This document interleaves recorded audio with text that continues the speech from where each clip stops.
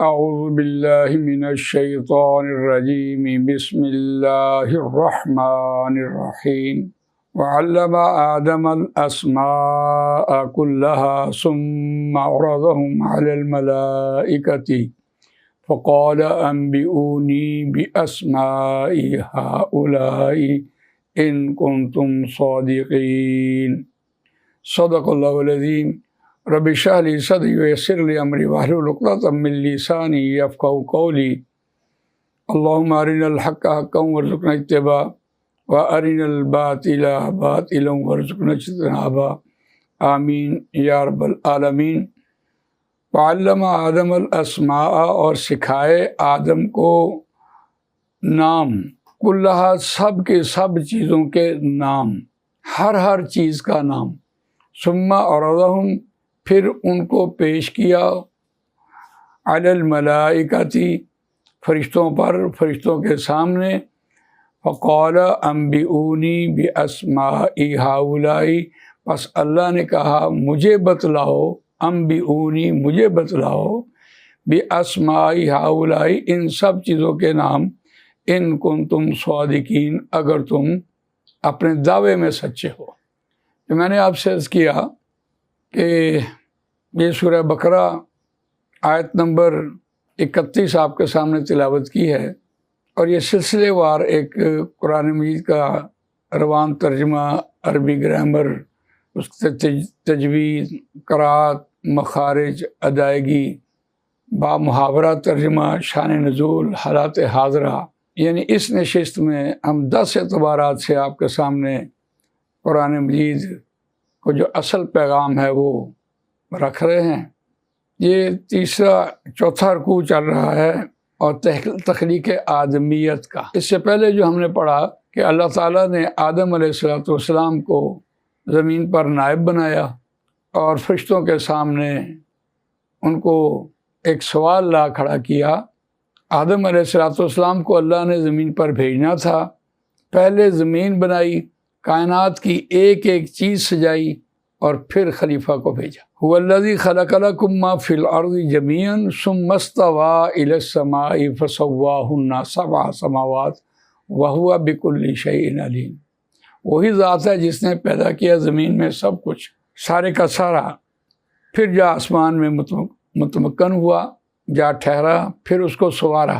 تو زمین آدم علیہ السلام کے لیے اللہ تعالیٰ نے پہلے بنائی، اور کائنات کی ہر چیز بنانے کے بعد اب دیکھیے اس کا روان ترجمہ آپ کے سامنے آیا ہے کہ اللہ تعالیٰ نے آدم علیہ السلام کو ہر چیز کا نام بتا دیا۔ نام ہی نہیں بتایا بلکہ ہر چیز کی خاصیت بتائی، اور ہر چیز کا علم دیا۔ یہ ہے اللہ کی شان اور اللہ کی قدرت کہ کوئی چیز کیا فائدہ دے گی، کب وہ بوئی جائے گی، کب وہ اگے گی، اور کب وہ اپنا پھل دے گی، اور اس پھل میں کیا کیا انسانوں کے لیے فائدہ ہوگا۔ یہ ہر چیز کا علم جو ہے وہ اللہ تعالیٰ نے آدم علیہ السلام کو سکھایا۔ اور آدم علیہ السلام پہلے انسان، پہلے عالم انسان، اور پہلے نبی، یہ ان کا اعزاز تھا، جن کو یہ کائنات کا ہر علم دیا گیا، تو فرشتوں کے سامنے لا کھڑا کیا۔ وعلم آدم الاسماء کلہا ثم عرضہم علی الملائکۃ، پس آدم علیہ السلام کو سکھائے سب کے سب نام، ثم عرضہم، پھر ان کو لا پیش کیا فرشتوں کے سامنے، ان سب چیزوں کو فرشتوں کے سامنے لا کے پیش کیا۔ فقال انبئونی، پس کہا بتلاؤ مجھے ان سب چیزوں کے نام اگر تم اپنے دعوے میں سچے ہو۔ اب یہاں دیکھتے ہیں عرضہم، عین را ضاد فعل ہے، یہاں یہ اسم کے طور پر بھی آیا۔ قرآن مجید میں 4 مقامات ایسے ہیں جہاں عرض آیا ہے۔ یہ قرآن مجید اعراض کرنے کے حوالے سے بھی آیا، منہ پھیر لیجئے، وہ منہ پھیرتے ہیں، اعراض کرتے ہیں، اور مال کے حوالے سے بھی آیا کہ کیا تم دنیا کے مال کو پسند کرتے ہو، وہاں بھی عرضہ لے کے آیا۔ اور ایک جگہ پر قرآن مجید حکم کے طور پر لایا، وَعَارِضْ عَنْهُمْ، اے نبی صلی اللہ علیہ وسلم آپ ان سے اعراض کر لیں۔ تو عین راضات یہاں ہم نے دیکھا پیش کرنے کے معنی میں آ رہا ہوتا ہے، اور یہ اردو میں اگر ہم دیکھیں اس کو تو عرضی کے معنی میں آ رہا ہوتا ہے. جب ہم عرضی پیش کرتے ہیں، درخواست پیش کرتے ہیں، تو وہ بھی پیش کرنے کے معنی میں آ رہا ہوتا ہے. تو اس اعتبار سے اس کا دوسرا حوالہ جو ہے اس کو دیکھتے ہیں. یہ آیت نمبر 83 ہے. وَإِذَا أَخَذْنَا مِيثَاقَ بَنِي إِسْرَائِيلَ لَا تَعْبُدُونَ إِلَّا اللَّهَ وَبِالْوَالِدَيْنِ إِحْسَانًا وَذِي الْقُرْبَى وَالْيَتَامَى وَالْمَسَاكِينِ وَقُولُوا لِلنَّاسِ حُسْنًا وَأَقِيمُوا الصَّلَاةَ وَآتُوا الزَّكَاةَ ثُمَّ تَوَلَّيْتُمْ إِلَّا قَلِيلًا مِّنكُمْ وَأَنْتُمْ مُعْرِضُونَ. اور وہ وقت یاد کرو جب ہم نے لیا پختہ وعدہ بنی اسرائیل سے کہ نہیں تم بندگی کرو گے اللہ کے علاوہ کسی اور کی. وَبِالْوَالِدَيْنِ إِحْسَانًا، والدین کے ساتھ حسن سلوک سے پیش آؤ گے. وَذِي الْقُرْبَى، اور قرابت داروں سے. وَالْيَتَامَى وَالْمَسَاكِينِ وَقُولُوا لِلنَّاسِ حُسْنًا، اور لوگوں کے ساتھ بھلی بات کہو گے. وَأَقِيمُوا الصَّلَاةَ وَآتُوا الزَّكَاةَ، اور نماز کو قائم کرو گے اور زکوٰۃ دو گے. اقیم الصلاۃ، یہ اقیمو جو ہے وہ امر ہے نماز کو قائم کرنا. آتوا الزکاۃ، نماز دو گے، زکوٰۃ بھی دو گے. ثم تولیتم، پھر تم پھر گئے. الا قلیلا منکم، مگر تم میں سے تھوڑوں نے اس بات کو قبول کیا. وانتم معرضون، جملہ اسمیہ بنا کر قرآن مجید یہاں لے کے آیا ہے، اور تم ہو ہی اعراض کرنے والے. اور یہ خاص طور پر بنی اسرائیل کے لیے یہ قرآن مجید نے یہ 10 کمانڈمنٹس جو ہم کہتے ہیں یہاں سے وہ بات شروع ہوئی تھی. اور اس کے بعد جو تیسرا حوالہ عارضہ کے حوالے سے ہم نے دیکھا ہے وہ عارض عنہم، اور سورہ نساء کا وہ حوالہ ہے کہ اے نبی صلی اللہ علیہ وسلم آپ ان سے اعراض کیجئے. یہ آپ کا کہا نہ مانے آپ ان سے اعراض کر لیں. دیکھیے یہ ایک مقام ہے جہاں حضرت عمر فاروق رضی اللہ تعالیٰ عنہ، ایک یہودی اور ایک مسلمان کا آپس میں کوئی تنازع تھا، تو وہ یہودی مصر رہا کہ میں نے یہ فیصلہ نبی اکرم صلی اللہ علیہ وسلم سے کروانا ہے، اور مسلمان مصر رہا کہ میں نے یہ فیصلہ حضرت عمر رضی اللہ تعالیٰ عنہ سے کروانا ہے. خیر نبی اکرم صلی اللہ علیہ وسلم نے یہودی کے حق میں فیصلہ کر دیا، اور مسلمان پھر بھی نہ مانا، اور اسے پھر حضرت عمر فاروق رضی اللہ تعالیٰ عنہ کے پاس گئے. تو یہودی نے پہلے یہ بات کہہ دی کہ یہ فیصلہ نبی اکرم صلی اللہ علیہ وسلم نے میرے حق میں کیا ہے.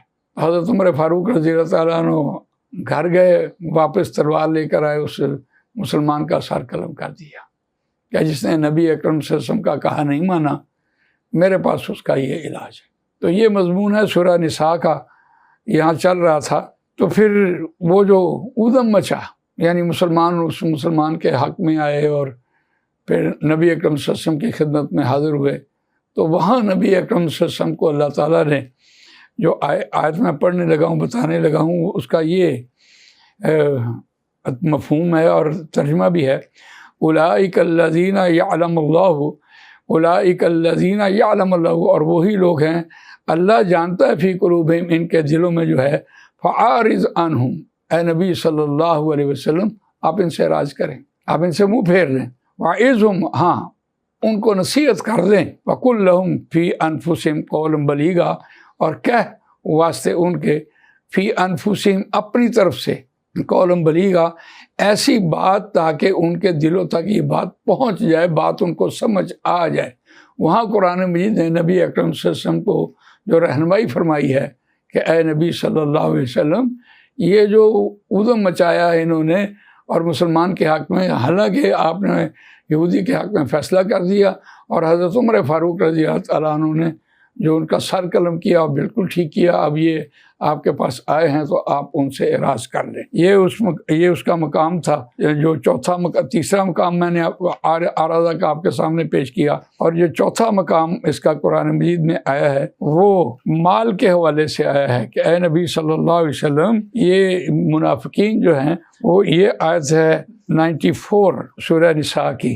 یا ایھا الذین آمنوا، اے وہ لوگوں جو ایمان لائے ہو، اذا ضربتم فی سبیل اللہ، جب تم اللہ کی راہ میں جہاد کے لیے نکلو، فتبینوا، پس تحقیق کر لیا کرو، ولا تقولوا لمن القا الیکم السلام لست مؤمنا، اور نہ تم کہو واسطے اس کے جس نے بھیجا تمہاری طرف سلامتی یعنی السلام علیکم بھیجا، نہیں ہے وہ مومن۔ اب اہل ایمان کو ایک رہنمائی دی جا رہی ہے کہ اے اہل ایمان، جب تم اللہ کی راہ میں جہاد کے لیے نکلو تو اپنے ساتھ جو منافقین ہیں ان کو پہچان لیا کرو۔ ان کے پاس وہ اسٹریٹجی اختیار کرتے ہیں، تدبیر اختیار کرتے ہیں تاکہ تم کو کہیں نقصان نہ پہنچائے، تو پھر تم پہلے ان کی تحقیق کر لیا کرو۔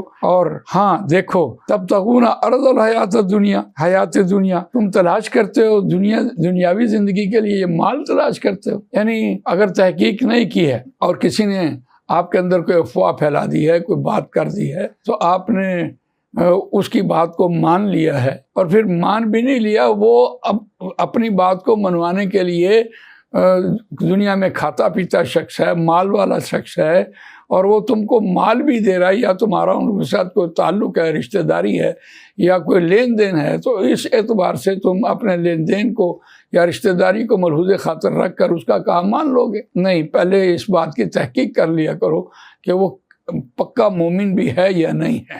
تو اس اعتبار سے قرآن مجید نے یہاں تب تغون عرض الحیات دنیا فعند اللہ مغانم کثیرہ، بس اللہ کے پاس بہت بڑے خزانے ہیں۔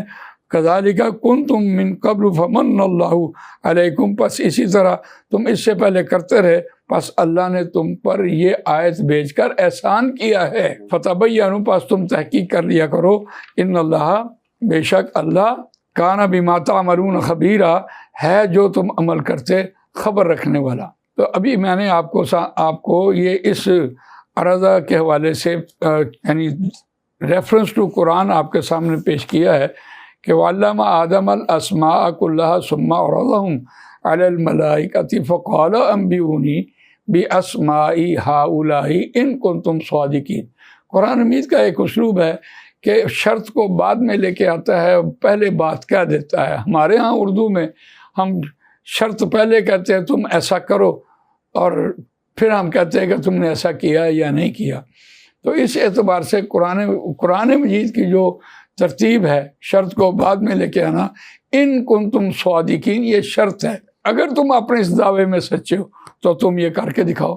تو یہی بات پہلے بھی ہم پڑھ کے آئے ہیں، فَإِن لَمْ تَفْعَلُوا وَلَن تَفْعَلُوا فَاتَّقُوا النَّارَ الَّتِي وَقُودُهَا النَّاسُ وَالْحِجَارَةُ أُعِدَّتْ لِلْكَافِرِينَ وَبَشِّرِ الَّذِينَ آمَنُوا وَعَمِلُوا الصَّالِحَاتِ أَنَّ لَهُمْ جَنَّاتٍ تَجْرِي مِن تَحْتِهَا الْأَنْهَارُ، جہاں ان سے یہ بات کہی گئی تھی کہ تم کوئی سی ایک صورت بنا کے دکھاؤ، وَإِن كُنتُمْ فِي رَيْبٍ مِّمَّا نَزَّلْنَا عَلَىٰ عَبْدِنَا فَأْتُوا بِسُورَةٍ مِّن مِّثْلِهِ وَادْعُوا شُهَدَاءَكُم من دون اللہ ان کنتم صادقین، اگر تم اپنے اس دعوے میں سچے ہو تو تم اپنے گواہوں کو بلا لو۔